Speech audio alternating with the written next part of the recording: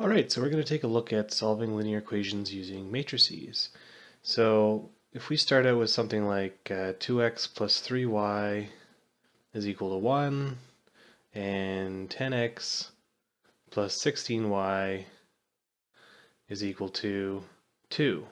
So if we want to see where these two equations, if you were to plot them, where they would cross, we need to solve them. And matrices are actually something you can use for that. So how you would write it is, you would write a matrix 2,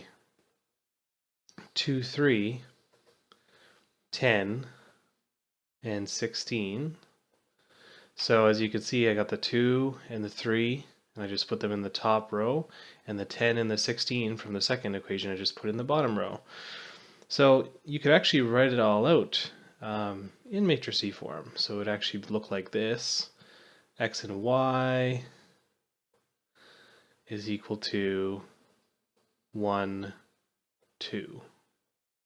So actually, if you multiplied these two together, you would end up with these. And so this is actually in the form of AX is equal to B. So if we actually wanted to solve for X and Y, what we need to do is basically divide by A to get X by itself, divide by A. So X would equal a to the negative 1 b, because b over a is the same thing as multiplying by a to the negative 1, which is just 1 over a times b. And we actually know how to find the inverse of matrix A, which is very convenient for us. So let's do that. So we can look at the matrix here and say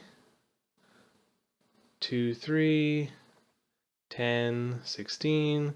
Let's find the inverse. So let's do that.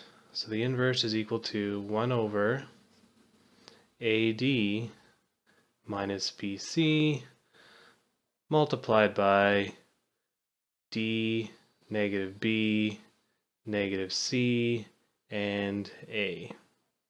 So basically we're going to find the inverse of this matrix and then multiply it by this number, and that will actually give us X and Y. So let's first find the inverse. So the inverse is going to be, so 1 over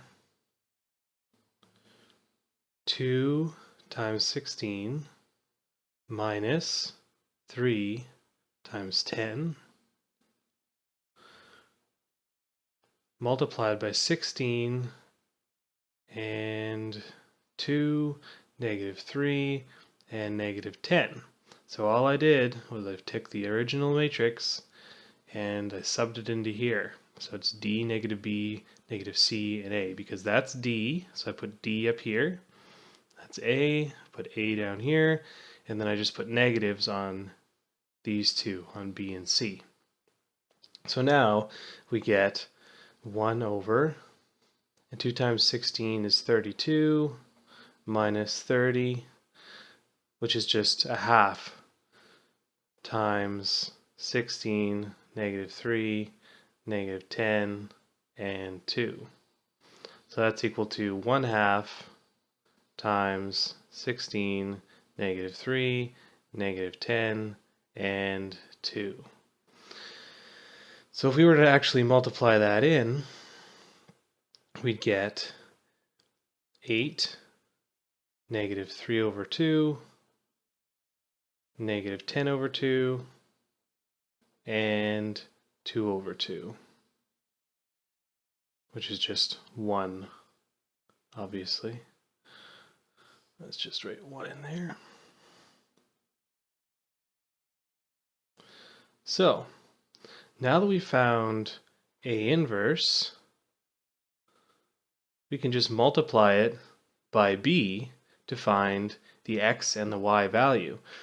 So let's do that. Let's say X is equal to A inverse times B, which is equal to 8, negative 3 over 2, negative 5, and 1, right? Because negative 10 over 2 is negative 5. And then we're going to multiply that by 1, 2, because that is our b, right? We said this is ax equals b, ax equals b, so then our half is the b. So when we actually multiply this by a half, we're going to get x is equal to, and since this is a 2 by 2 matrix, and this is a 2 by 1 matrix, our result is going to be a 2 by 1. So let's see here. We're going to multiply 8 times 1 plus negative 3 over 2 times 2 and negative 5 times 1 plus 1 times 2 will be our matrix. So x is going to equal, so 8 minus 3 is just going to be 5, and negative 5 plus 2 is just going to be negative 3. So therefore, the values that we have been looking for, we've just found. We found that x is equal to 5, it's right here. We found that y is equal to negative 3.